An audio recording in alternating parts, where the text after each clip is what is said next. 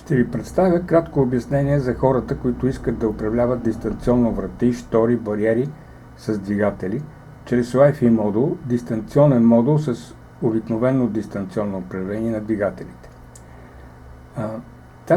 Този комбиниран модул позволява на хората, в зависимост от техните предпочитания, да управляват вратите си с приложението Tuya Smart, с смартфон или с обикновено дистанционно.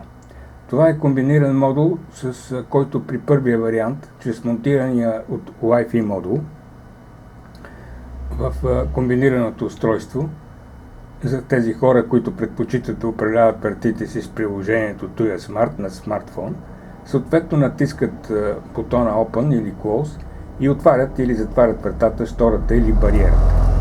Втория вариант, за хората, които предпочитат да управляват двигателя с обикновено дистанционно, съответно натискат единия бутон на дистанционното за отваряне или другия бутон за затваряне. Това е най-модерният начин за управление на автоматична гаражна врата или ролетна штора. Управлението става паралелно по два възможни начина: за вдигане на вратата, за сваляне на вратата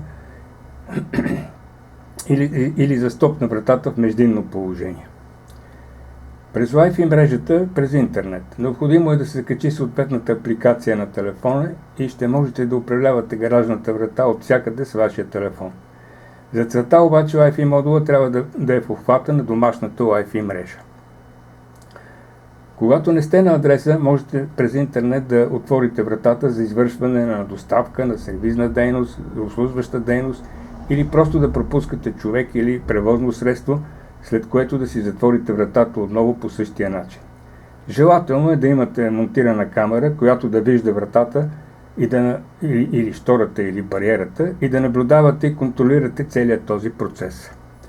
Сега ще ви покажа как с приложението Tuya Smart може да отворим решетката на офиса. Ето е решетката на офиса. Тя е пусната.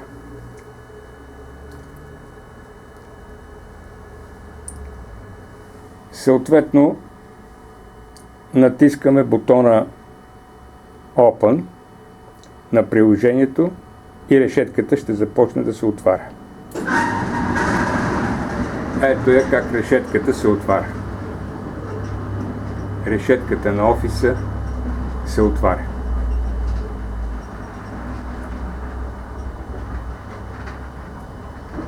Решетката на офиса вече е отворена. Сега ще ви покажа как да отворим вратата на самия офис,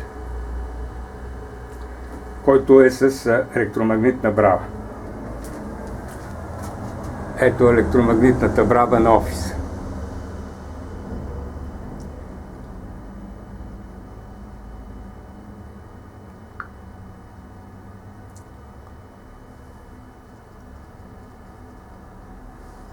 И вратата се отваря. Заповядайте, влезте. Вратата е отворена. Заповядайте, влезте. Има и звуков сигнал на вратата. Това е времето за 10 секунди, при които се възпроизвежда говор от модул за запис и възпроизвеждане на говор.